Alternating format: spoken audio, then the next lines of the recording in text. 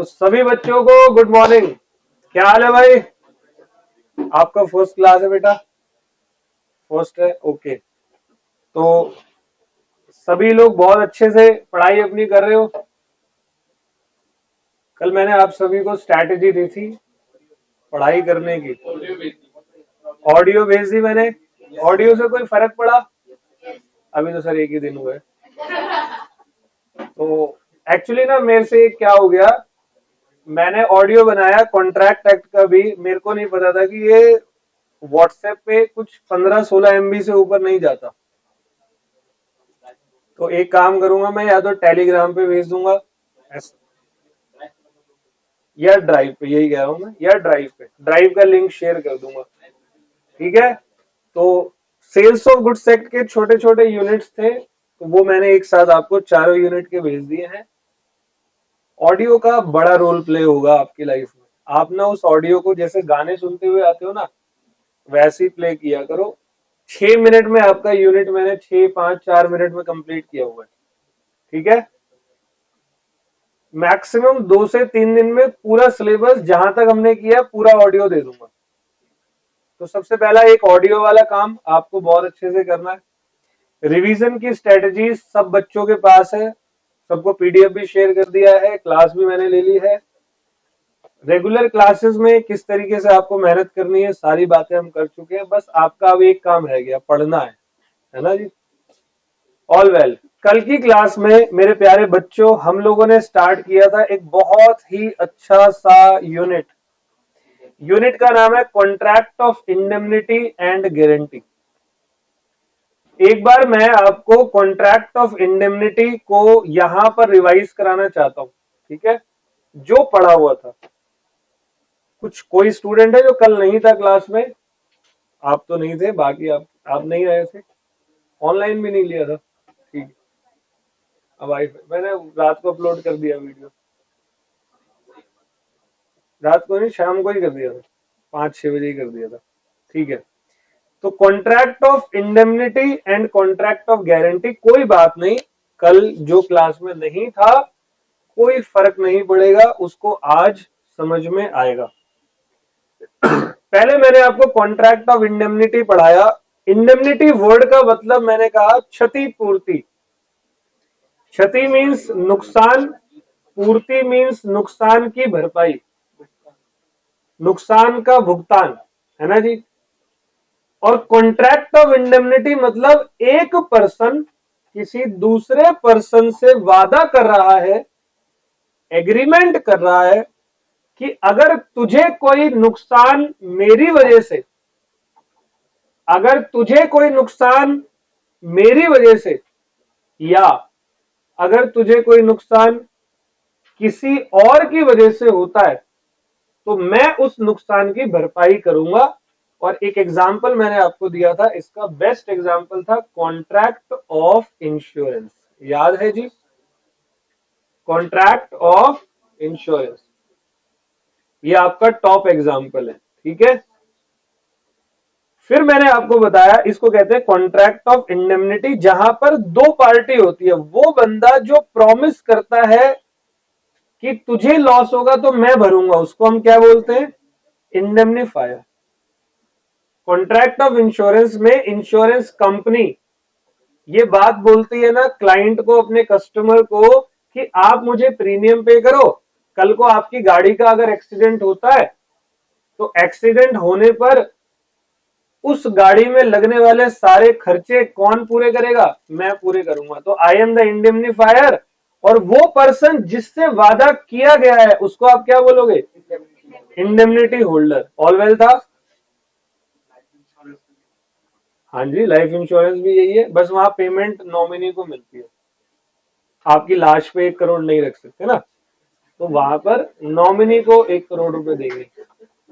All well, clear है जी?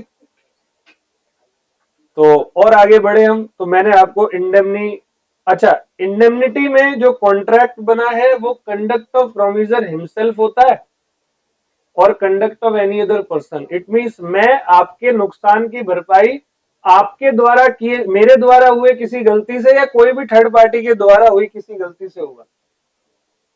ठीक है। क्लियर है? फिर मैंने आपको एक गजानन मरेश्वर वर्सेस मरेश्वर मदान का केस पढ़ाया था। कॉन्ट्रैक्ट ऑफ इंडेमनिटी किस तरीके से बनता है? एक्सप्रेस भी बन सकता है और इम्प्लाइड भी बन सकता है, ठीक है। और इंडेमनिटी होल्डर के क्या राइट्स होते हैं बेटा, ये इंपॉर्टेंट है, ये राइट इंपॉर्टेंट है। इंडेमनिटी होल्डर के राइट्स इंपॉर्टेंट है। मैंने कहा था इंडेमनिटी होल्डर को मिलेगा क्या? डैमेज। इंडेमनीफायर से वादा किसने किया है? इंडेमनीफायर ने। इंडेमनीफायर ने बोला कि अगर तुझे कोई भी नुकसान होता है तो वो नुकसान की भरपाई मैं करूंगा। इंडेमनीफायर ने बोला इंडेमनिटी होल्डर से कि अगर तुझे कोई नुकसान होता है तो उस नुकसान की भरपाई मैं करूंगा। तो नुकसान इंक्लूड सारा डैमेज, सारा कॉस्ट, और हर वो अमाउंट जो इंडेमनिटी होल्डर की जेब से लगा है वो सब कौन पे करेगा? इंडेमनीफायर। बोलो ओके। इंडेमनीफायर की एक दूसरा इंपॉर्टेंट पोर्शन ये भी है बेटा, इंडेमनीफायर की लाइबिलिटी कब शुरू होती है? जब एब्सोल्यूट हो जाता है। इंडियन कॉन्ट्रैक्ट एक्ट कुछ खास इस बारे में नहीं बताता है, लेकिन पुरानी जजमेंट से, पुराने केसेस के डिसीजन से ये पता लगा है कि इंडेमनीफायर की लाइबिलिटी स्टार्ट तब होती है जब अमाउंट तय हो जाता है, एब्सोल्यूट हो जाता है। कल मैंने आपको अपनी कार वाला एग्जांपल दिया था, तो जब एब्सोल्यूट हो गया कि वही 54-64,000 का बिल जनरेट हो चुका है, तब वो अपनी लाइबिलिटी चुकाएगा। ऑल वेल था? बोलो कोई दिक्कत है? फिर मैंने आपके लिए चालू किया एक नया टॉपिक, कॉन्ट्रैक्ट ऑफ गारंटी। तो कॉन्ट्रैक्ट ऑफ गारंटी क्या होती है? बेटा तेरा नाम क्या है? हर्षित, ध्यान से सुनने का है। कॉन्ट्रैक्ट ऑफ गारंटी क्या होती है?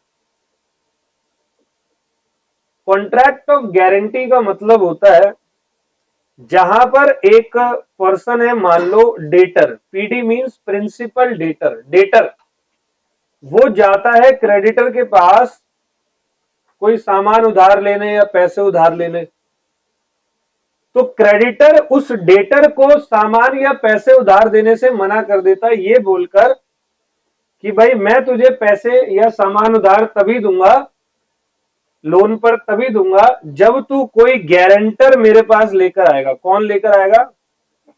गारंटर। पीडी लेकर आएगा एक गारंटर को, उस गारंटर को मैं क्या नाम दूंगा? तो श्योरिटी क्रेडिटर को बोलेगा कि ठीक है क्रेडिटर भाई, तू इस पीडी को लोन दे दे, अगर ये नहीं चुका पाया तो इस लोन का अमाउंट तो मुझसे रिकवर कर लियो। आया कुछ समझ? गारंटर या श्योरिटी के द्वारा दिए गए आश्वासन पर, आश्वासन मतलब कॉन्ट्रैक्ट हुआ है इन दोनों के बीच में, ये दोनों आपस में क्या करेंगे? कॉन्ट्रैक्ट करेंगे, जहां पर श्योरिटी ये बात बोलेगा क्रेडिटर को कि मेरे भाई सुन, अगर पेमेंट प्रिंसिपल डेटर नहीं दे पाया तो फिर पेमेंट कौन देगा? बेटा क्रेडिटर, तुझे पेमेंट मैं दूंगा, और मैं कौन हूं? मैं हूं श्योरिटी। बोलो आ गया समझ में? कोई प्रॉब्लम है किसी बच्चे को? तो ऐसी सिचुएशन में यहां पर तीन कॉन्ट्रैक्ट बने, एक तो क्रेडिटर डेटर के बीच में, एक श्योरिटी क्रेडिटर, और एक श्योरिटी और प्रिंसिपल डेटर। इसीलिए कॉन्ट्रैक्ट ऑफ गारंटी को मैंने क्या नाम दिया था? ये ट्रिपार्टी कॉन्ट्रैक्ट होता है। याद है सबको? हर्षित क्या समझ में आया? एक बार और एक्सप्लेन कर दूं क्या? पहली बार बैठा है क्लास में तो सुनना बेटा। कॉन्ट्रैक्ट ऑफ गारंटी का मतलब होता है, ये एक तरीके के स्पेशल टाइप का कॉन्ट्रैक्ट है जो एक ही सिचुएशन में क्रिएट होगा, इसीलिए स्पेशल है। जहां पर कोई एक पर्सन है डेटर जो कि सामान या पैसे को उधार लेने गया क्रेडिटर के पास, और क्रेडिटर ने बोला कि मैं तुझ पर भरोसा कैसे करूं, तो प्रिंसिपल डेटर अपना भरोसा अपने साथ लेकर आया। वो भरोसा कौन था? श्योरिटी। श्योरिटी का मार्केट में नाम था, गुडविल थी। श्योरिटी ने क्रेडिटर को बोला एक काम कर, तू इसको मान ले 20,000 का लोन है, तू इसको 20,000 का लोन है दे दे, तू 20,000 का लोन इसको दे दे, किसी प्रकार की कोई दिक्कत नहीं है। अगर प्रिंसिपल डेटर नहीं दे पाया तो फिर मैं दे दूंगा। आ गया समझ में? तो यहां पर 3 कॉन्ट्रैक्ट हो रहे हैं। एक तो क्रेडिटर ने पीडी को लोन दिया 20,000 का, एक कॉन्ट्रैक्ट, फर्स्ट कॉन्ट्रैक्ट। फिर श्योरिटी ने क्रेडिटर से भी तो वादा करा कि अगर पीडी फेल हो गया तो फिर मैं तुझे दूंगा। ये कौन सा है? और बेटा श्योरिटी भी तो पीडी से कोई कॉन्ट्रैक्ट लेगा कि तेरी मैं गारंटी दे रहा हूं, बता, है ना जी? तो यहां पर कौन सा है? Third contract. ये जो श्योरिटी और पीडी के बीच का कॉन्ट्रैक्ट है, ये कौन सा कॉन्ट्रैक्ट होता है? ये मेरे प्यारे प्यारे बच्चों, ये इंप्लाइड टाइप ऑफ कॉन्ट्रैक्ट है। All well? तो बोलो जी, कोई दिक्कत है? चलो तो मैंने आपको पढ़ाया कॉन्ट्रैक्ट ऑफ गारंटी। तो कॉन्ट्रैक्ट ऑफ गारंटी का मतलब क्या बताया? जहां पर एक श्योरिटी है, प्रिंसिपल डेटर है और क्रेडिटर है, वो आपस में कॉन्ट्रैक्ट ऑफ गारंटी कर रहे हैं, ठीक है? और ये ट्री पार्टी कॉन्ट्रैक्ट है। तो कॉन्ट्रैक्ट ऑफ गारंटी के फीचर्स क्या बताए थे मैंने? Feature number 1, contract of guarantee का फीचर नंबर 1, ये ओरल भी हो सकता है। और क्या गारंटी इंप्लाइड होती है? इंप्लाइड मीन जहां बोलने की जरूरत नहीं होती। अरे भाई, बिना बोले गारंटी दे देता है कोई? नहीं देता। दूसरी बात, यहां पर कंसिडरेशन का होना अनिवार्य है, मतलब जरूरी है। और पता है आपको, श्योरिटी और पीडी के बीच में इनडायरेक्ट कंसिडरेशन होता है। पढ़ा चुका हूं ये सब कुछ, ऐसी कोई चीज नहीं है जो कल की क्लास में हमने नहीं पढ़ी है। तो ये हमने करा। तीसरा पॉइंट मैंने आपको बताया, कॉन्ट्रैक्ट ऑफ गारंटी में जो गारंटी की पार्टी है वो कॉम्पिटेंट होनी चाहिए, मतलब मेजर होनी चाहिए। किसी माइनर को आप गारंटी नहीं दे सकते। हाँ, अगर प्रिंसिपल डेटर माइनर है, मतलब जो उधार ले रहा है वो माइनर है, तो मैंने कॉन्ट्रैक्ट ऑफ गारंटी में जनरली आपको क्या बताया था? जनरली प्राइमरी रिस्पॉन्सिबिलिटी लोन के रीपेमेंट की किसकी होती है? पीडी मतलब प्रिंसिपल डेटर की। लेकिन अगर किसी सिचुएशन में प्रिंसिपल डेटर माइनर है और श्योरिटी ने उस माइनर की गारंटी दी है, तो बेटा पीडी की लायबिलिटी अब यहां नहीं होगी। प्राइमरी प्राइमरी किसकी होगी?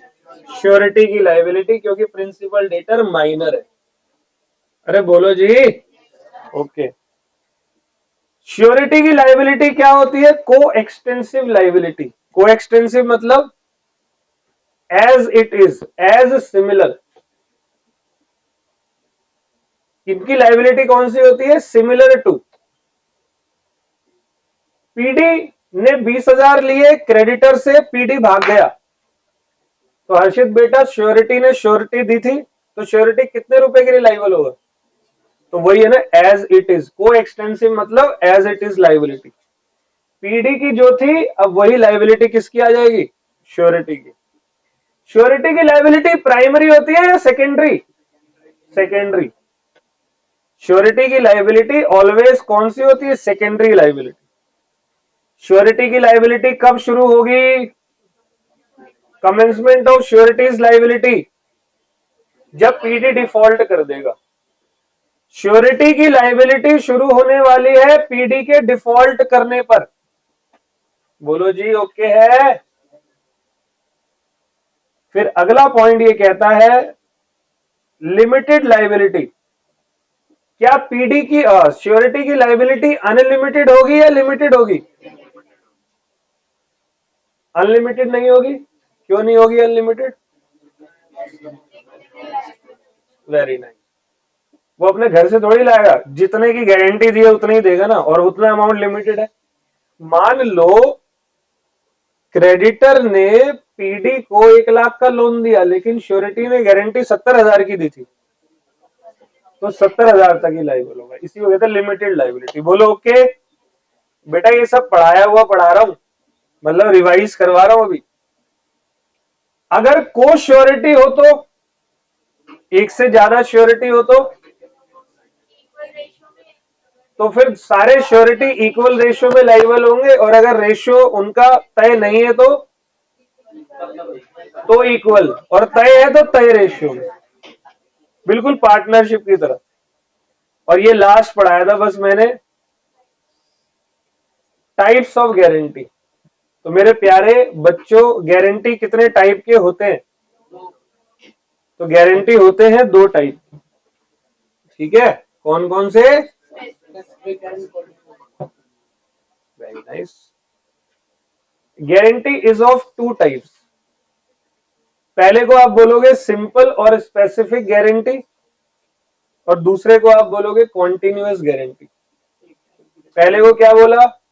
सिंपल और स्पेसिफिक, दूसरे को कॉन्टिन्यूअस। सिंपल और स्पेसिफिक गारंटी कौन सी होती है? ये वो गारंटी होती है जो सिंगल ट्रांजैक्शन के लिए दी जाती है। और कॉन्टिन्यूअस गारंटी क्या होती है? जो एक से ज्यादा इवेंट के लिए दी जा रही हो, जहां पर समय या अमाउंट या दोनों फिक्स होता है। तो कल आपको एग्जांपल दिया था ना मैंने, एक अपने पापा वाला भी दिया था, याद है आपको, बंटा वाला। कंटिन्यूअस गारंटी मतलब मैंने, यानी कि श्योरिटी ने प्रिंसिपल डायरेक्टर के लिए, प्रिंसिपल डेटर के लिए क्रेडिटर को गारंटी दी है, मान लो 6 महीने की, कि भाई 6 महीने तक इसको माल देता रहियो, सामान देता रहियो, मैं लाइबल होऊंगा। आ गया समझ में? या 2 लाख रुपए तक का उधार दियो, मैं लाइबल होऊंगा, 2 लाख रुपए से ऊपर मैं लाइबल। आ गया समझ में? तो इसको मैं कौन सी गारंटी बोलता हूं? Continuous guarantee. बस जाओ। तो हमने यहां तक, चल बे, तैयार हो रहे, सच में जाएं क्या? तो यहां तक हम लोगों ने कल की क्लास में पढ़ा था। ऑल वेल, अब आज की क्लास हमारी शुरू हो रही है। अब मैं शुरू कर रहा हूं श्योरिटी के अधिकारों से, कि श्योरिटी के क्या राइट्स होते हैं। देखो, आपके दिमाग में ना ये 3 चीजें चलती रहनी चाहिए: श्योरिटी, क्रेडिटर और पीडी। पीडी कौन है? जिसने उधार लिया, उधार लिया। क्रेडिटर कौन है? जिसने उधार दिया। श्योरिटी कौन है? जिसने गारंटी दी, गारंटर है।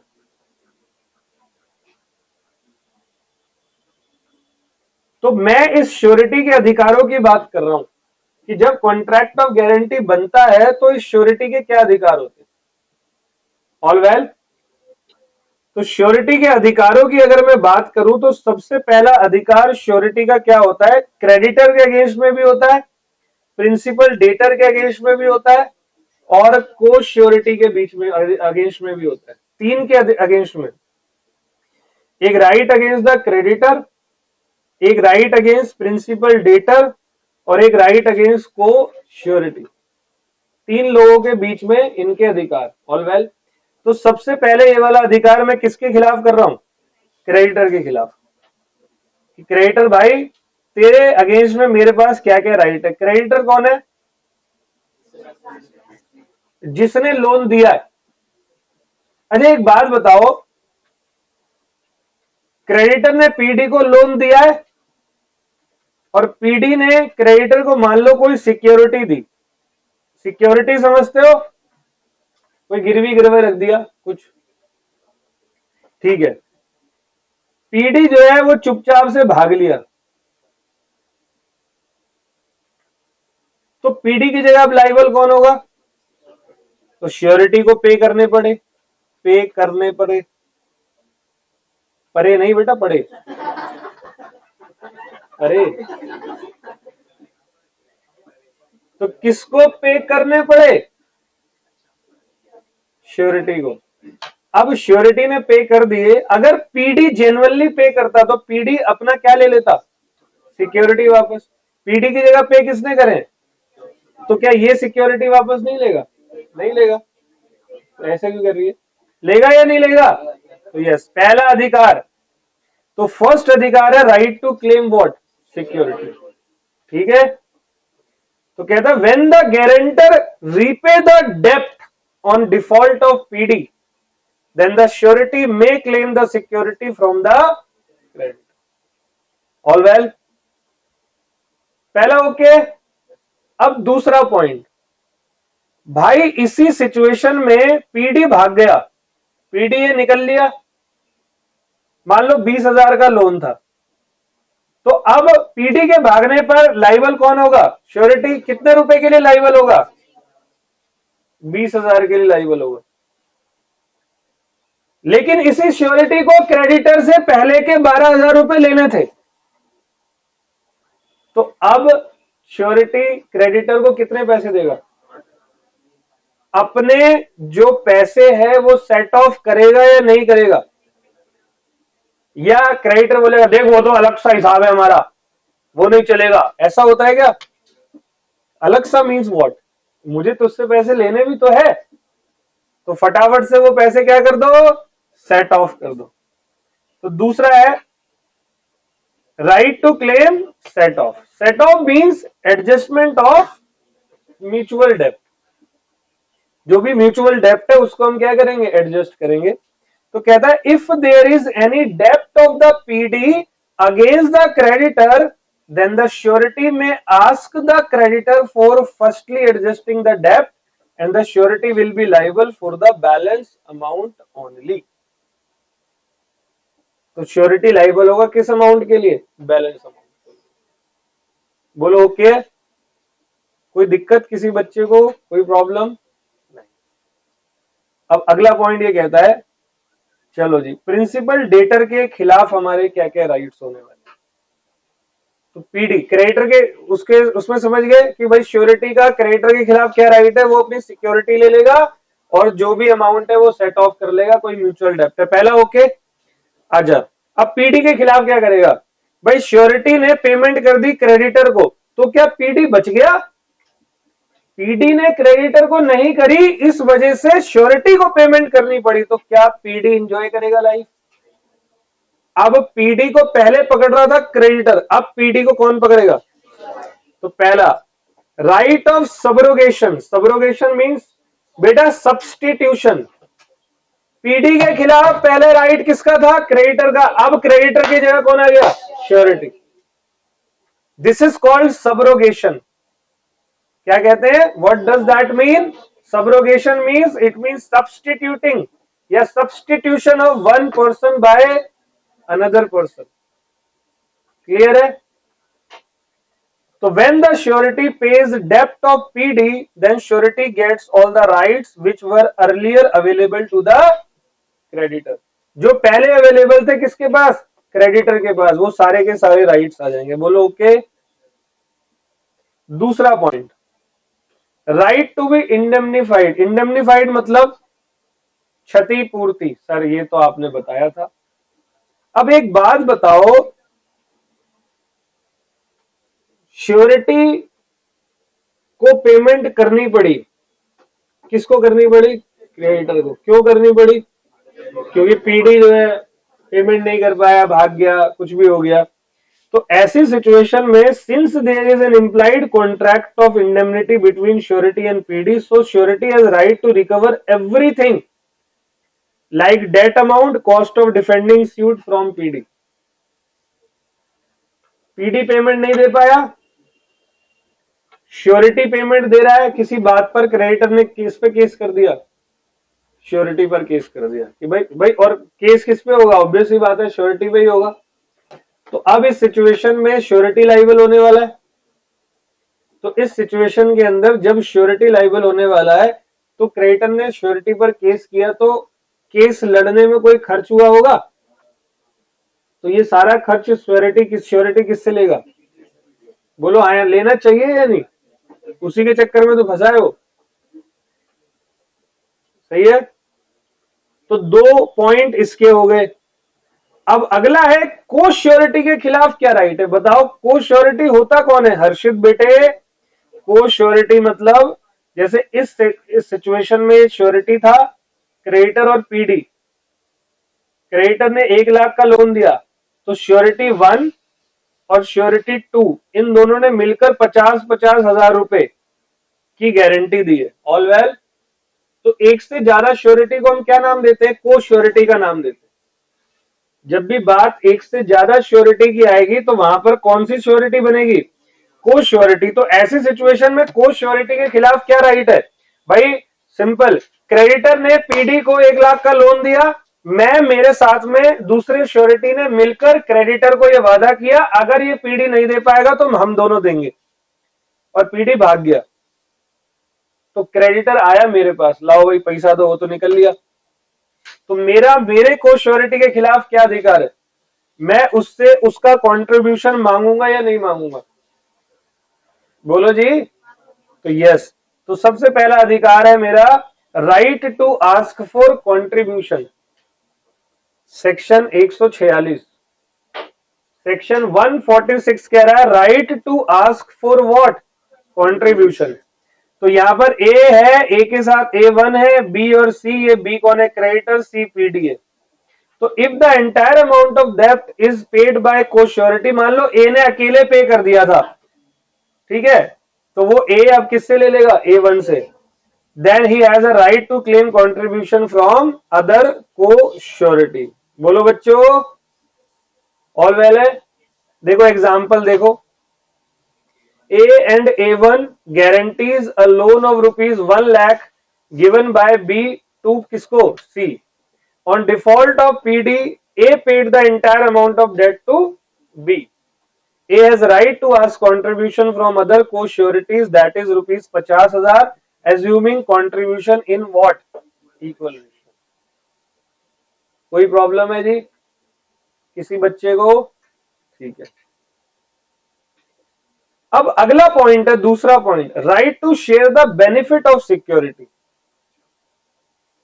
अब क्या हुआ भाई, श्योरिटी ने पेमेंट कर दी, पीडी ने क्रेडिटर के पास अपनी मोटरसाइकिल गिरवी रखी हुई थी, अब वो मोटरसाइकिल किसके पास आ जाएगी?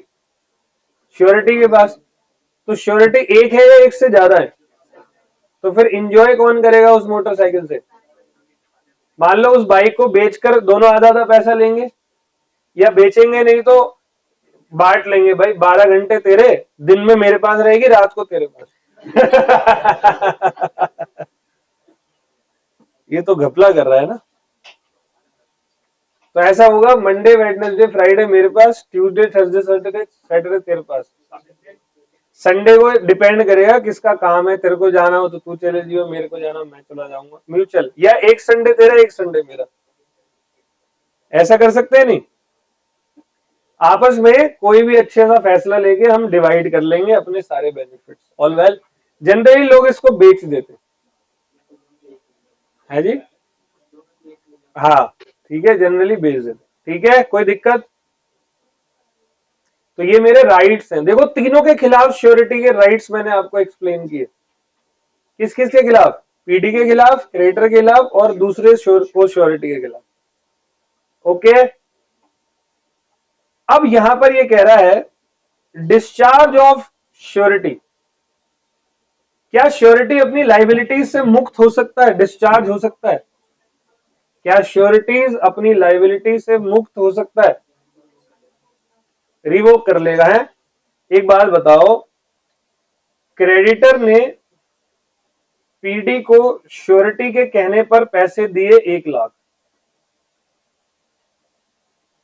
पीडी अपने घर चला गया और श्योरिटी ने बोला अब मैं लाइबल नहीं, मैं रिवोक कर रहा हूं।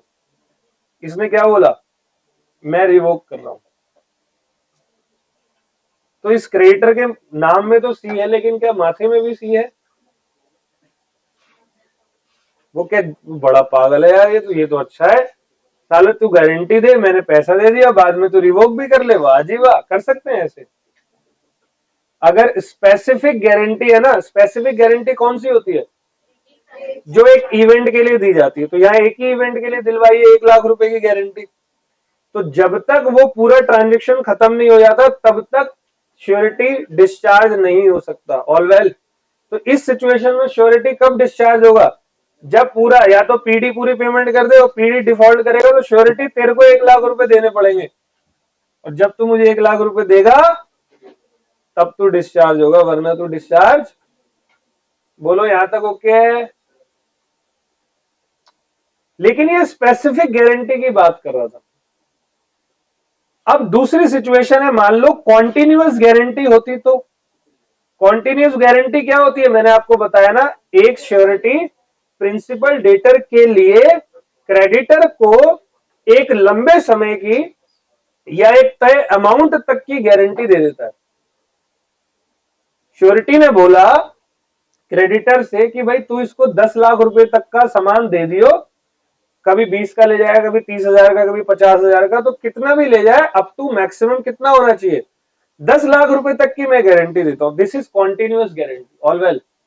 तो कॉन्टिन्यूअस गारंटी में मैं अपनी गारंटी को रिवोक कब कर सकता हूं?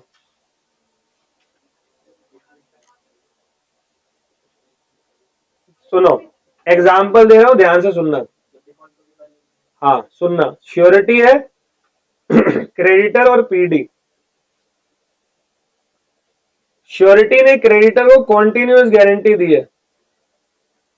श्योरिटी ने क्रेडिटर को बोला तू इसको 10 लाख रुपए तक का माल दे दियो, मैं देख लूंगा। All well.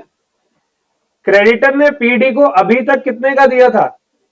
1 लाख का दिया था, और इतने में श्योरिटी को पता लग गया कि कुछ ना कुछ पीडी की तरफ से गड़बड़ है। तो अब श्योरिटी क्रेडिटर को बोलेगा कि भाई आगे से तू कोई पेमेंट पीडी को, कोई सामान पीडी को नहीं देगा। हाँ, 1 लाख रुपए तक के लिए तो मैं लायबल हूंगा। तो कॉन्टिन्यूइंग गारंटी कब रिवोक हो सकती है?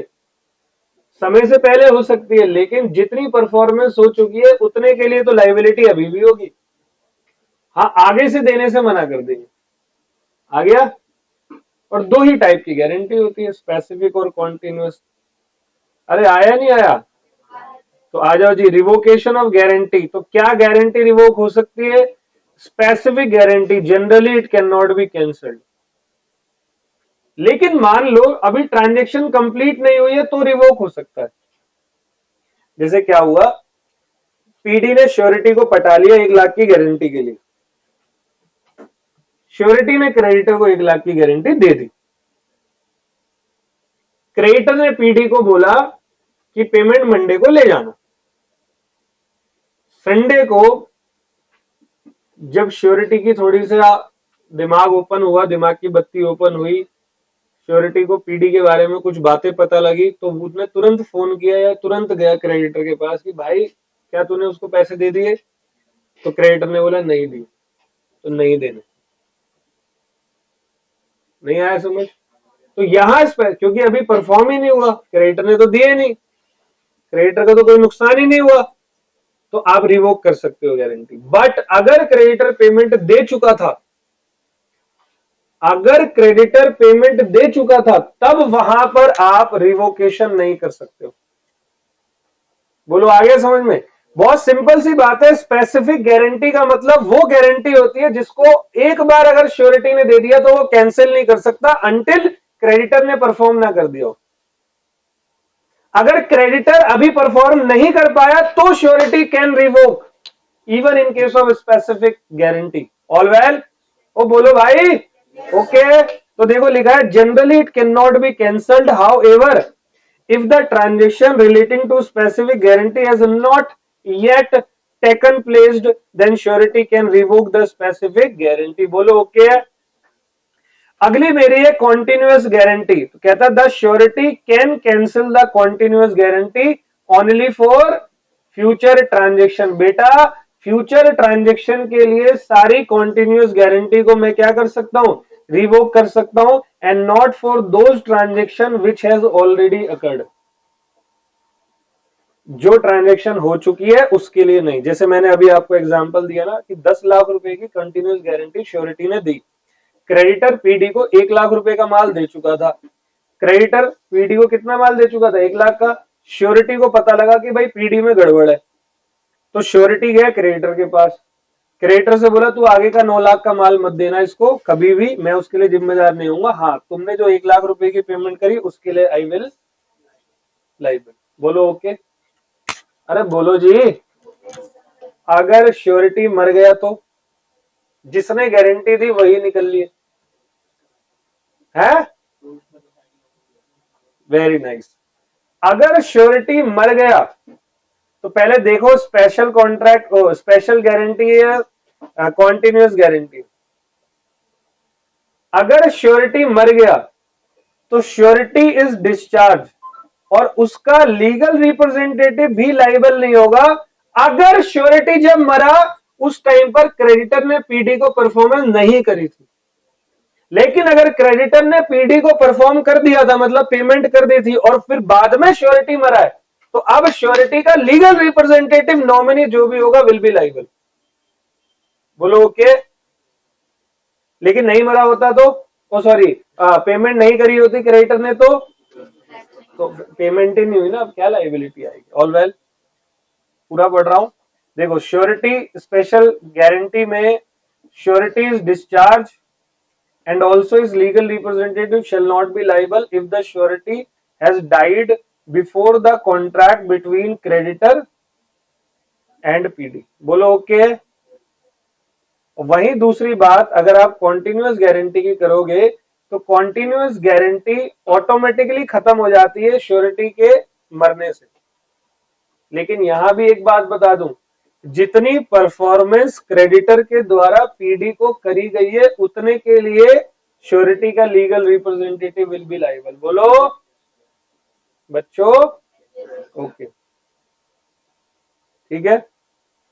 कोई डाउट है तो पूछो, किसी बालक को कोई डाउट है बेटे? बेटा स्पेशल यही वाला टॉपिक है पूरा, स्पेशल गारंटी। देखो बहुत सिंपल सी बात है कि क्या हुआ इस वाले पॉइंट में, क्रेडिटर ने पीडी को 1 लाख रुपए श्योरिटी की गारंटी पर दे दिए, दे चुका है, श्योरिटी की डेथ हो गई, तो अब ये मर गया तो क्या बेटा क्रेडिटर को उसके पैसे नहीं मिलेंगे? यार ऐसे तो समाज में होने लगे तो आधे व्यापार तो एक दिन में बंद हो जाए।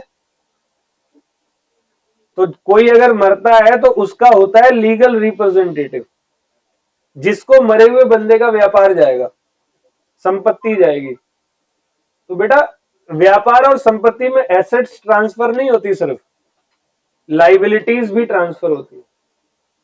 व्यापार और संपत्ति में ओनली एसेट्स ही ट्रांसफर नहीं होती, लाइबिलिटीज भी ट्रांसफर होती है।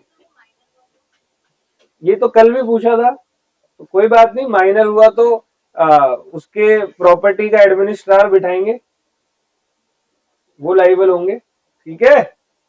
माइनर हुआ तो इसका मतलब थोड़ी है कि बाकी लोग पागल है। ऑल वेल आया। लेकिन ये legal representative will not be liable अगर क्रेडिटर पीडी को अभी पैसे नहीं दे चुका था।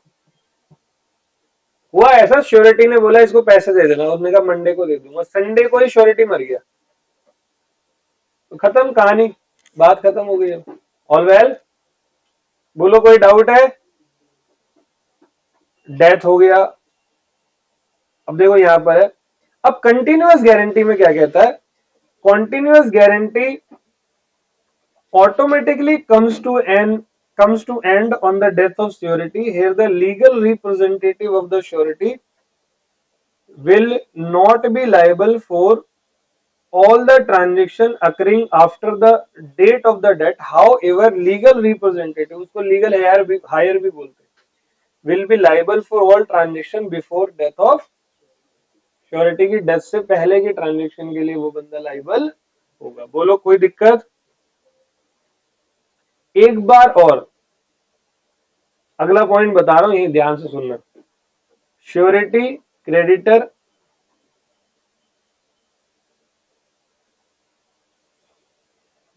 और पीडी में लोन पे 5% रेट ऑफ इंटरेस्ट की बात हुई, ठीक है, 1 लाख रुपए की, जिसकी गारंटी श्योरिटी ने दी। यहां तक ओके। श्योरिटी से बिना पूछे बाद में सेम कॉन्ट्रैक्ट पे प्लस 1 लाख रुपए क्रेडिटर ने और दे दिए पीडी को, किससे बिना पूछे? या रेट ऑफ इंटरेस्ट 5 से घटाकर 2 कर दिया या 12 कर दिया। बहुत सिंपल सी बात है, किसी भी कॉन्ट्रैक्ट में जो श्योरिटी ने बनवाया हो उसमें श्योरिटी से बिना पूछे अगर आप वेरिएंस करते हो, वेरिएंस मतलब बदलाव करते हो, तो यहां ऑटोमेटिकली श्योरिटी रिवोक हो जाएगा, श्योरिटी के द्वारा दी गई गारंटी वापस ले ली जाएगी बिना कुछ पूछे। क्यों करा तुमने ये, 2 12 कर रहे हो, 1 लाख पे 1 लाख और दे रहे हो, आपको पूछना चाहिए ना। आया कुछ समझ में? जैसे अक्सर भारत में क्या होता है, जब किसी को लोन दे रहे होते हैं तो किसी से नहीं पूछते, और जब वो लोन रीपे नहीं करता तो उसे घर आ जाते। उसके पापा से, अंकल देखो ये कोई बात है, आपके बेटे, बाप अगर कोई अच्छा सा हो बोलेगा तूने मुझसे पूछ के दिया था, जेन्युइन बात करता है वो। भाई जब आप लोन दे रहे थे तो क्या आप मुझसे पूछ के दे रहे थे? तब तो आप खूब बांट रहे थे लोन, और आज जब वो रीपे नहीं कर पा रहा तब आप यहां पर मेरे पास आ रहे हो। तो नहीं आ सकते बेटा, उसी से ले लो। आ गया समझ में? फिर यहाँ चालू होती गाली गलौज, मार पिटाई। चलो आगे कहता है discharge of surety by variance in the terms of contract. Surety discharge हो जाएगा by variance in the terms of contract. Example है यहां पर, A stands as a guarantor for C who has taken a room और rent at ₹5,000 per month from B. ए ने guarantee दी थी कितने time के लिए? 1 साल के। After 6 months B and C mutually increase the rent ₹6,000। Guarantee कितने अमाउंट की थी? और इन्होंने म्यूचुअली क्या कर दिया? ये क्या क्यों करा भाई म्यूचुअली 6,000 आपने मुझसे बिना पूछे? तो कोई भी वेरिएंस नहीं होना चाहिए। All well. चौथा पॉइंट कह रहा है कि श्योरिटी डिस्चार्ज हो जाएगा ऑटोमेटिकली जब क्रेडिटर ने पीडी को रिलीज कर दिया। देखो कितनी अच्छी गेम खेली। गेम दिखाता हूं तुम्हें मैं, अभी दिखाता हूं। क्रेडिटर और पीडी और श्योरिटी, ये दोनों थे भाई भाई, सगे भाई नहीं, सेटिंग थी दोनों की अपनी, क्रेडिटर और पीडी की, है ना जी। सेटिंग क्या थी कि क्रेडिटर ने पीडी को बोला एक काम करते हैं, हम दोनों एक गेम खेलते हैं, गेम में तुम मुझसे 1 लाख रुपए उधार मांग 1 लाख। पीडी ने बोला ला 1 लाख। क्रेडिटर कह रहा मैं नहीं दूंगा। तो क्रेडिटर ने पीडी को बोला अब तू एक श्योरिटी को जाके पकड़, और थोड़ा आंखों में आंसू होने चाहिए, थोड़ा सा मुंह आपका ऐसा बनाओ जैसे किसी की मौत पे आए हो, और 2-4 अच्छे अच्छे बहाने आपके पास होने चाहिए। तो पीडी ने श्योरिटी के पास कहीं गया, वही लोकल एरिया में या कहीं पर गया, और उसको बहाना मारा। अब श्योरिटी का दिल पिघल गया। श्योरिटी ने क्रेडिटर को 1 लाख की गारंटी दे दी। All well. अब ये दोनों की तो सेटिंग थी। क्रेडिटर ने पीली को रिलीज कर दिया। रिलीज मतलब माफ कर दिया। तो अब ये तो माफ हो गया, अब पेमेंट किससे लेंगे? तो श्योरिटी से 1 लाख लिए, 50 इसके 50 इसके। ये तो बिजनेस हो गया। सर काहे से ये कर रहे हैं हम लोग, हम भी यही कर लेंगे। आयुष और जिशान एक साथ निकलेंगे बाहर, चल भाई 1-1 लाख रुपए का टोपी बनाते हैं किसी को, है भाई। अरे भाई अगर क्रेडिटर पीडी को रिलीज कर रहा है तो समझ लो श्योरिटी भी ऑटोमेटिकली क्या हो गया, आ गया समझ। तो ऐसा गेम कभी मत करना कि एक को रिलीज करके दूसरे वाले को पकड़ रहे हैं। तो discharge of surety when creditor release the PD. And fifth point कहता है discharge of surety if guarantee was taken by fraud और मिस रिप्रेजेंटेशन। अभी जो आपने डाउट पूछा था, आपने श्योरिटी से जो भी पेमेंट की श्योरिटी ली है वो उसको या तो कोई मिस रिप्रेजेंटेशन यानी कि झूठ बोलकर या कोई फ्रॉड करके लिए, या तो झूठ बोलकर या कोई फ्रॉड करके लिए, जहां पर एक्चुअली में श्योरिटी को फंसाया गया है, श्योरिटी को पता लगा बाद में, तो श्योरिटी फिर ऑटोमेटिकली रिलीज हो जाएगा। आप श्योरिटी से फिर कुछ भी बोलो। समझ में आया? तो ये मेरे क्या थे, टोटल श्योरिटी के बारे में सारे पॉइंट्स थे। श्योरिटी के राइट्स, श्योरिटी के right against PD, right against अपना क्रेडिटर, राइट अगेंस्ट अदर को श्योरिटी, और श्योरिटी कब डिस्चार्ज हो जाता है। बोलो यहां तक ओके? कोई समस्या है? अब मैं आपको बताने जा रहा हूं कि कॉन्ट्रैक्ट ऑफ इंडेमनिटी और कॉन्ट्रैक्ट ऑफ गारंटी के बीच में क्या डिफरेंस होता है, सबसे पहला। एंड देन अभी ये खत्म नहीं हुआ है, ठीक है, एंड देन हम लोग सीधा जाएंगे किताब के ऊपर, बुक के ऊपर। कुछ और भी पॉइंट्स मुझे बुक से करवाने हैं। यहां तक कोई दिक्कत है? तो contract of indemnity and guarantee में पहला फर्क तो उसके सेक्शन का है। इंडेमनिटी का सेक्शन 124-25 है और कॉन्ट्रैक्ट ऑफ गारंटी 26-27 है। बताओ इंडेमनिटी में कितनी पार्टीज होती हैं, कौन कौन सी? Indemnifier, indemnity holder. और गारंटी में कितनी पार्टी होती है? पीडी, क्रेडिटर और surety. Nature of liability contract of indemnity में क्या होती है? इंडेमनीफायर की लाइबिलिटी क्या होती है? प्राइमरी और एब्सोल्यूट।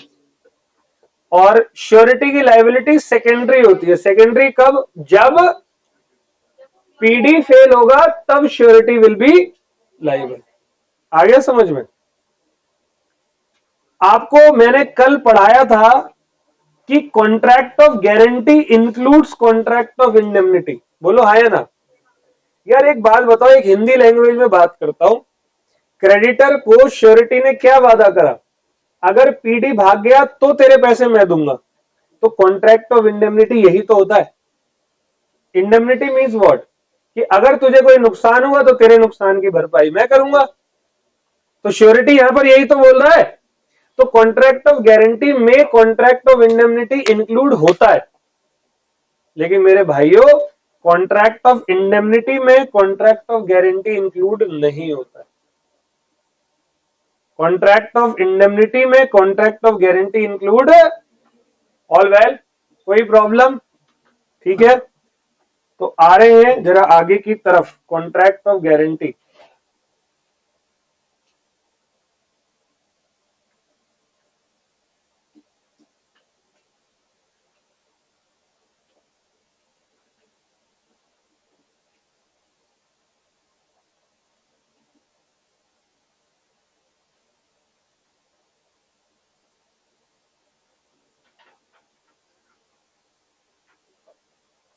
एक सेकेंड बच्चों।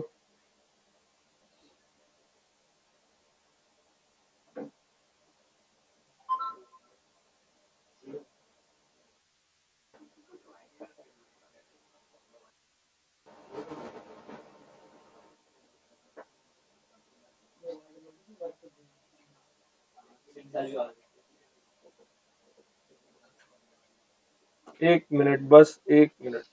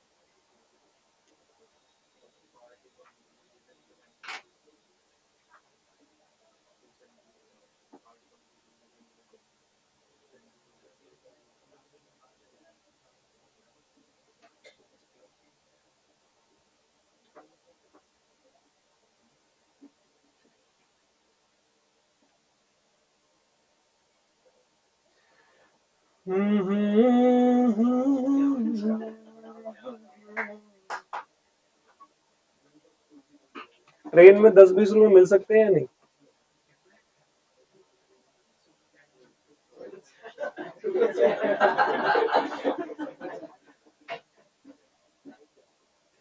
ऑल वेल, प्लीज सबके सब बच्चे आ जाए।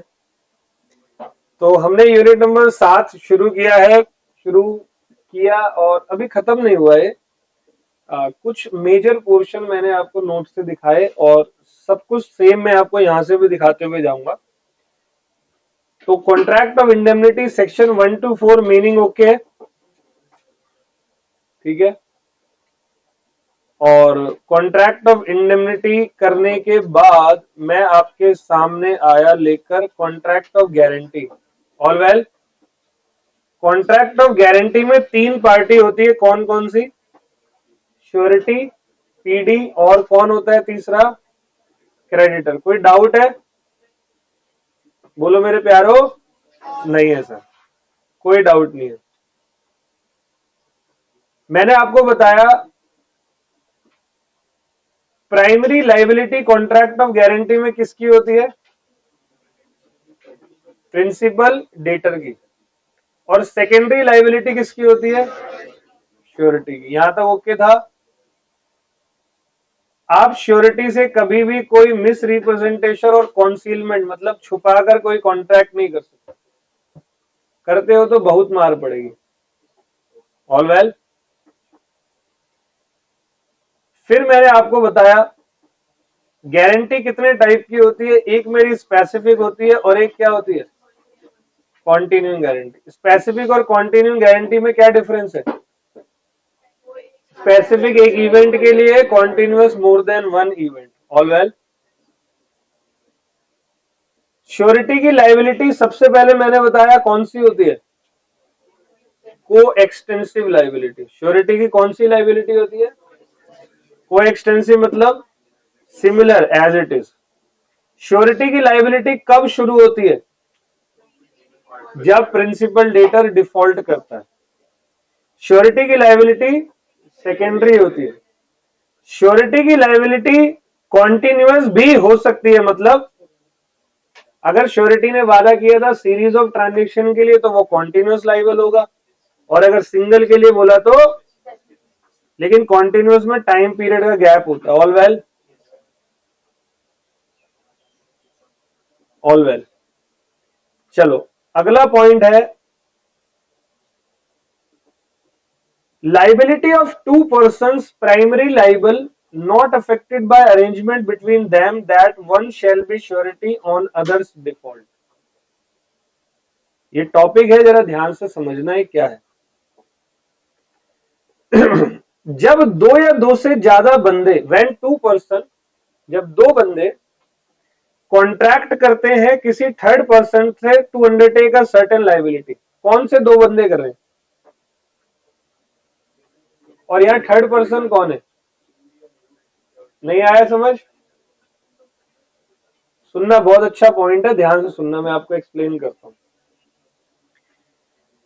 Where two person contract with a third person to undertake a certain liability and also contract with each other that one of them shall be liable only on the default of the other. The third person not being a party to such contract, the liability of each of such two person to the third person under the first contract is not affected by existence of second contract। एक example दे रहा हूं and then दोबारा पढ़ाऊंगा यहां पर, ठीक है? और सटीक एग्जांपल से आपको समझ में आ जाएगा, आपके आईसीआई में सेम एग्जांपल है। A and B make a joint and several promissory note to C. A और बी ने एक प्रोमिसरी नोट लिखा, किसके लिए? प्रोमिसरी नोट सब जानते हो बच्चों, यहां पर जहां पर कोई एक अंडरटेकिंग करता है कि भाई मैं तुझे पेमेंट कर दूंगा। ऑल वेल, एक makes it in fact as a surety for B and C knows that at the time when the note is made, the fact that A to the knowledge of C made the note as surety for B is not answer to suit by C against A upon the note। बिल्कुल आड़ा टेढ़ा हो गया होगा example, पल्ले नहीं पड़ा होगा बिल्कुल भी, है ना? अच्छा टॉपिक है ये वाला। ए और बी ने सेपरेट कर करके पढ़ा करो, कभी भी आपको ऐसा एग्जाम्पल नजर आए तो उसको पहले आप क्या करेंगे? सेपरेट करेंगे, अलग अलग करेंगे। A and B make a joint and several promissory note. इन्होंने जॉइंट प्रोमिसरी नोट दिया किसको? सही है। और असल में उस प्रोमिसरी नोट में ये ए श्योरिटी था किसके लिए? अब तुम समझना यह हुआ क्या है। एक तरीके से ये बंदा क्रेडिटर है, ये बी कौन है? डेटर है, और ये कौन है? यहां तक आ गया समझ में? यहां तक आया और आगे बढ़ते। And C knows that at the time when note is made, और सी को इस बात की जानकारी है, सी को पता है कि ए कौन है, surety. The fact that A to the knowledge of C, यहां से लाइन इंपॉर्टेंट हो गई अब, made the note as surety for B, तो ये बात इसको पता थी, तो ए कौन है यहां पर, ए कौन है, श्योरिटी, और बी कौन है, PD, comma, is no answer to a suit by C against A upon the note. ये लाइन बताओ ये क्या है? यस, सी ए के ऊपर क्या कर सकता है, केस कर सकता है। मतलब इनके बीच में कोई भी बात हो, यहां पर सी बिल्कुल ए को यहां पर क्या मान के चल रहा है, और कोई भी दिक्कत होगी तो यहां पर लीगल एक्शन कौन लेगा? सिंपल सी बात है, सी के लीगल राइट्स पे किसी प्रकार का कोई इफेक्ट, बोलो आया समझ में, आ गया समझ में, किसी भी प्रकार का कोई लीगल इफेक्ट नहीं पड़ेगा। अब इसका हेडिंग पढ़ो, liability of two person who are primary liable not affected by arrangement between them that one shall be surety on others। तो ए और बी में जो भी बात हुई है, सी को उससे कोई मतलब नहीं है। ए और बी के बीच में जो भी एग्रीमेंट बना है, सी थर्ड पार्टी है, सी को कोई मतलब नहीं है। सी अपने पैसे, अपना जो भी अरेंजमेंट है वो ले लेगा तुमसे, उसकी लाइबिलिटी पे, उसके राइट्स पे किसी प्रकार का कोई इफेक्ट नहीं पड़ रहा। बोलो ओके। तो इसलिए इन्होंने लिखा third party not affected by contract between two surety, third party पे किसी भी प्रकार का कोई इफेक्ट नहीं पड़ने वाला। आ गया जी? एग्जाम के लिए इतना इंपॉर्टेंट ये नहीं है, लेकिन टॉपिक था तो बता दी। अब चलो जी, श्योरिटी के पीडी के खिलाफ क्या क्या राइट होते हैं? सबसे पहला राइट ऑफ इंडेमनिटी, याद है भाई, पीडी के डिफॉल्ट करने से श्योरिटी की जेब से जो भी गया क्रेडिटर की तरफ, वो सारा अमाउंट श्योरिटी किससे ले लेगा? पीडी से। दूसरा राइट ऑफ सबरोगेशन, सबरोगेशन मतलब सब्सटीट्यूट। पीडी तेरे डिफॉल्ट करने, अगर तू डिफॉल्ट नहीं करता तो तेरे लिए, तू किसके लिए लाइबल होता? क्रेडिटर के लिए ना। अब तूने डिफॉल्ट कर दिया, मैंने पेमेंट क्रेडिटर को कर दी, अब क्रेडिटर की जगह पर स्थान किसने ले लिया? मैंने ले लिया। This is right of subrogation. बोलो ओके। अगला है right against the creditor. Creditor के खिलाफ क्या क्या अधिकार है, सब पढ़ाया हुआ है, बस रिवाइज करवा रहा हूं। सबसे पहला right to claim creditor security. भाई पीडी सुन, तूने सिक्योरिटी दी है किसको? क्रेडिटर को। पीडी तू भाग गया, अब क्रेडिटर के लायबल कौन हुआ? मैं श्योरिटी। ले भाई अपने पैसे, तो क्रेडिटर का वही हाथ पकड़ूंगा। इधर आ भाई, वो जो क्रेडिटर तुझे पीडी ने श्योरिटी सिक्योरिटी दी थी ना, वो मेरे को वापस देके जा। पहला पॉइंट ओके? अरे बोलो जी, ठीक है। Set off, right to share. Set off का मतलब क्या होता है? All well. और अगला है राइट टू शेयर रिडक्शन। इसका मतलब सुन लो, छोटी सी लाइन है, the surety has right to claim proportionate reduction in his liability if PD becomes. बहुत अच्छी लाइन है बेटा। एक बात बताओ, कोई बंदा इंसॉल्वेंट जब होता है तो वो कब, किस सिचुएशन में इंसॉल्वेंट होता है? जब उसकी लायबिलिटी ज्यादा हो जाती है एसेट्स के मुकाबले, तो अपने आप को खुद ही इंसॉल्वेंट घोषित करता है, कोर्ट करवाता है। तो कोर्ट का लिक्विडेटर आता है जो बंदों की, लोगों की, इंसॉल्वेंट पर्सन के एसेट्स बेचता है और उनकी लायबिलिटी चुकाता है। अब एसेट्स इतनी सी है, लायबिलिटी इतनी सारी है, तो एसेट्स बेचकर सबका पैसा चुका सकता है क्या? तो सबको थोड़े थोड़े प्रोपोर्शन में पैसा देता है। बोलो हाँ या ना? अगर पीडी इंसॉल्वेंट हो गया तो फिर श्योरिटी की लायबिलिटी भी रिड्यूस हो जाती है।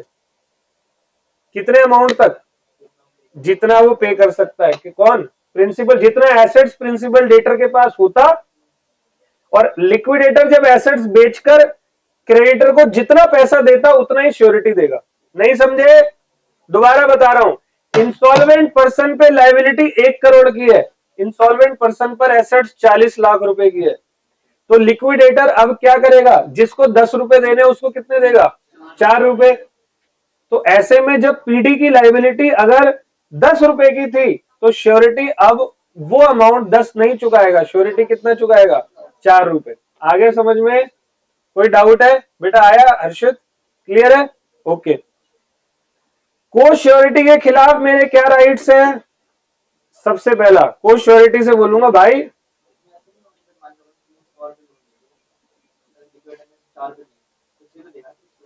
क्या नहीं, देखो ना यहाँ के क्या द श्योरिटी है राइट टू, लिक्विडेटर ने कुछ दिया ही नहीं है। लिक्विडेटर जितना देता उतना ही श्योरिटी यहां पर दे रहा है, रिडक्शन हो गया। या एक मिनट, या ये वाला पॉइंट भी बिल्कुल वैलिड है जो तूने बोला। मान लो लिक्विडेटर ने दे दिए ₹4, अब बचे कितने? ₹6। श्योरिटी ने कितने का वादा किया था? ₹10 का। तो फिर श्योरिटी बचेगा कितने रुपए तक? क्योंकि 4 तो तेरे को मिल ही गए भाई, तू मेरे पीछे क्यों पड़ा हुआ है ना जी?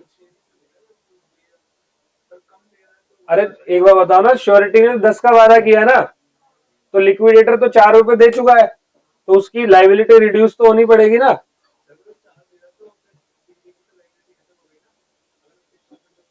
अरे तो इसीलिए तो श्योरिटी तेरे को बुलाया था। अगर वो 10 की, एक मिनट सुनो, मेरी बात सुनो। पीडी हो गया इंसॉल्वेंट और ये क्रेडिटर है, ये श्योरिटी है। पीडी इंसॉल्वेंट हो गया तो इसका कौन आया? लिक्विडेटर ने क्रेडिटर को मान लो ₹10 देने थे और लिक्विडेटर ने एसेट बेच के कितने दिए? कितना डिफरेंस रहा? इस पीडी के लिए टोटल लाइबिलिटी किसने उठाई थी? लेकिन श्योरिटी 10 नहीं देगा, कितने देगा? ₹6। 10 की लाइबिलिटी है और गारंटी जो ₹6 की तो, और 6 की दी है और कितने मिल गए? 4 मिल गए ना, तो ₹2 दूंगा। ठीक है। अब को श्योरिटी के खिलाफ क्या क्या अधिकार है भाई? एक काम कर, कंट्रीब्यूट कर ले।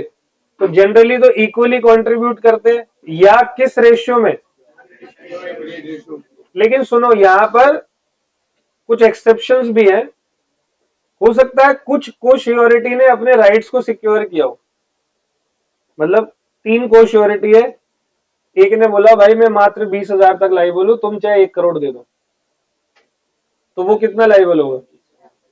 ठीक है, ये हो गया हमारा। आगे ये कह रहा है, ये वाले पॉइंट मैं बता चुका हूं।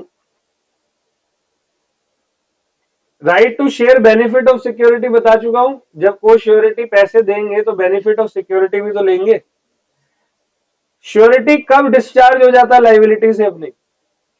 एक तो रिवोकेशन, फिर मैंने आपको बताया था रिवोकेशन ऑफ स्पेसिफिक गारंटी और कॉन्टिन्यूइंग गारंटी। आप स्पेसिफिक गारंटी को रिवोक कर ही नहीं सकते, कर दिया तो लाइबल हो गए। आप रिवोक कर ही नहीं सकते, लेकिन हाँ रिवोक तब कर सकते हो जब क्रेडिटर ने अभी तक पेमेंट नहीं करी है पीडी को। कॉन्टिन्यूइंग गारंटी में सिर्फ और सिर्फ रिवोकेशन फ्यूचर ट्रांजेक्शन के लिए होगा, प्रेजेंट के लिए रिवोकेशन आप नहीं कर सकते। ऑल वेल है?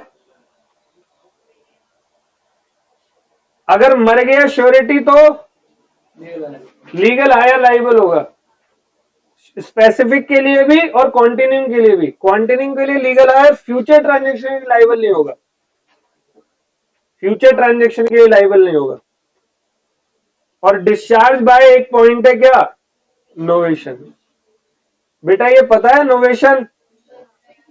तो जिसने यूनिट 4 पता है उसको पता है, पढ़ा है उसको पता है, जिसने नहीं पढ़ा सुन लो। नोवेशन का मतलब होता है ओल्ड कॉन्ट्रैक्ट को हम सब्सटीट्यूट करके क्या बना लेते हैं? नया, फ्रेश कॉन्ट्रैक्ट। मान लो श्योरिटी ₹1,00,000 की गारंटी दी थी, अब हो सकता है पीडी ने क्रेडिटर को 20,000 दे दिए हो, बचे कितने? 80,000। तो फिर श्योरिटी ने क्रेडिटर से एक फ्रेश कॉन्ट्रैक्ट बनाया, कितने रुपए का? 80,000 का, जिसमें ओल्ड कॉन्ट्रैक्ट सब्सटीट्यूट होके क्या बन गया? तो ओल्ड वाला क्या हो गया? रिवोक हो गया। आया कुछ समझ? ओल्ड वाला क्या हो गया? रिवोक हो गया। This is called novation. या क्रेडिटर की हरकत की वजह से रिवोकेशन हो रही है, क्रेडिटर ने क्या करा? टर्म्स ऑफ कॉन्ट्रैक्ट में क्या कर दिया? कुछ वेरिएंसेस कर दिए, कुछ बदलाव कर दिए। बोलो ओके। या उसने पीडी को क्या कर दिया, रिलीज कर दिया। ये पॉइंट भी हो गया। अगला पॉइंट, या उसने क्या करा, कंपोजिशन विद पीडी कर लिया। कंपोजिशन मींस पीडी के साथ में दोस्ती यारी कर ली, मेजोरिटी बना ली। दोनों आम आदमी और बीजेपी दोनों एक हो गए। नहीं समझे क्या कह रहा हूं? तो तुम दोनों ने तो दोस्ती कर ली और मेरे को मेरा काट दिया तुमने। श्योरिटी ये बात बोल रहा है, तो श्योरिटी ऑटोमेटिकली क्या हो गया, डिस्चार्ज हो गया। ठीक है। और not to sue the principal debtor. अच्छा एक बात बताओ, श्योरिटी की लायबिलिटी तभी होगी ना जब पीडी ने पैसे नहीं दिए। पीडी ने पैसे नहीं दिए तो क्रेडिटर क्या करेगा, पीडी से बस एक बार मांगे, ला मेरे पैसे। पीडी बोलेगा नहीं दे पाऊंगा, ठीक है मैं श्योरिटी के पास जा रहा हूं। ऐसा होता है क्या? कैसा होता है? पहले क्रेडिटर पीडी के खिलाफ सारे एक्शन ले लेगा, और जब सारे एक्शन लेने के बाद भी कुछ काम नहीं चला तब कहां जाएगा, और पता चल रहा है कि क्रेडिटर ने पीडी को टच भी नहीं किया। टच वैसे भी नहीं करना, क्रेडिटर ने पीडी को कुछ नहीं बोला, कोई केस नहीं करा और सीधा श्योरिटी के पास चला गया। तो भाई ये तो गड़बड़ है ना। आपको पहले लीगल एक्शन किस पे लेना है, पीडी पर। और पीडी अगर नहीं दे पाया तब आप पहुंचो किसके पास, बोल भाई।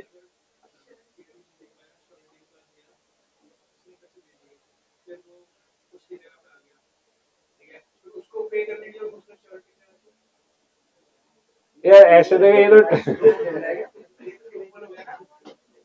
एक बार बता, एक मिनट सुन लो। या ऐसा हुआ है इस सिचुएशन में, ऐसा भी हो सकता है कि जो मेन है, जो आपका आईसीआई बोलता है, क्रेडिटर ने पीडी को पैसे देते वक्त ये बोला है कि अगर तू मुझे नहीं दे पाएगा तो मैं तेरे पे केस नहीं करूंगा। बताओ पीडी के मन में अब क्या आएगा, तो बच गए अब तो, भागो क्यों, केस करेगा ही नहीं, मैं तो यही रहूंगा। खुद ही सोचो, क्रेडिटर ने प्रिंसिपल डेटर को पैसे देते वक्त ये बोला कि ये ले पैसे, तू अगर नहीं दे पाया तो मैं तेरे पर केस नहीं करूंगा। एक तरीके से सीधा सीधा छल हो रहा है श्योरिटी के साथ, कि तुम तो पीडी के दिमाग में ही फिट करो that I will not take legal action against you. तो फिर पीडी पैसे देगा कब, वो देगा ही नहीं। और पीडी ने नहीं दिए तो आप पहुंच गए श्योरिटी के पास, लाओ जी पैसे दो। श्योरिटी को मजबूरन पैसे देने पड़े। श्योरिटी बोले यार ये तो बहुत बढ़िया हो गया गेम। इसीलिए अगर आपने the surety discharge if the creditor without obtaining the consent of surety enters into a contract with the PD not to sue him, तो ये गलत हो गया। बोलो ओके, कोई दिक्कत है? अगला पॉइंट है कि तुम पीडी को एक्सटेंशन ऑफ टाइम दे रहे हो। क्या दे रहे हो, एक्सटेंशन ऑफ टाइम। भाई गड़बड़ है, एक्सटेंशन ऑफ टाइम तुम क्यों दे रहे हो पीडी को? मैंने क्या बोला, श्योरिटी डिस्चार्ज हो जाएगा अगर क्रेडिटर टाइम एक्सटेंड कर देगा रीपेमेंट ऑफ डेप्ट का, और बिना श्योरिटी से पूछे। ये भी तो वेरिएंस ऑफ कॉन्ट्रैक्ट है। कॉन्ट्रैक्ट में क्या लिखा है, 2 महीने में पेमेंट करनी है। अब पीडी नहीं दे पाया, उसने पीडी बोला जा 4 महीने बाद और कर दे, कोई नहीं। फिर आया चल 3 महीने बाद और कर दे। अरे पीडी तो अब रिलैक्स हो चुका है, पीडी क्या हो गया, रिलैक्स हो गया। और बाद में तुम पहुंच गए श्योरिटी के पास, आपने ही तो बोला था। अरे भाई मैंने 2 महीने में बोला था, तेरे को 1 साल हो गया, तू पैसे नहीं ले पाया अभी तक उससे। ठीक है, लेकिन surety is not discharge if a contract to give time to PD is made by creditor with the third person and not with the PD.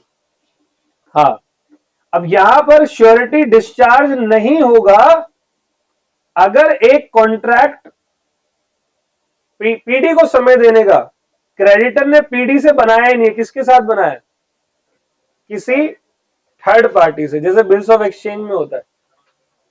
अभी बताया था बिल्स ऑफ एक्सचेंज में होता है ना, थर्ड पार्टी टाइम एक्सटेंड कर देती है, तो वहां पर अलाउड है। लेकिन खुद तू एक क्रेडिटर तू खुद प्रिंसिपल डेटर को टाइम एक्सटेंड नहीं कर सकता। एक बार ये एग्जांपल पढ़ेगा कोई बच्चा, या सब पढ़ो चलो। C the holder of an overdue bills of exchange drawn by A as surety for B and accepted by B, contract with M to give time to B. C ने कॉन्ट्रैक्ट करा किसके साथ? एम के साथ, कि तू समय किसको दे दे। As per section 136, A is not discharged since the contract to give time to the PD is made by creditor with third person। यहाँ खुद PD ने थोड़ी बोला है, तो फिर PD यहाँ पर surety will not be discharge. बोलो ओके, ठीक है। या लॉस ऑफ सिक्योरिटी हो गई, क्या हो गया? Loss of security. श्योरिटी बोलेगा इसी सिक्योरिटी के दम पे तो मैंने गारंटी दी थी,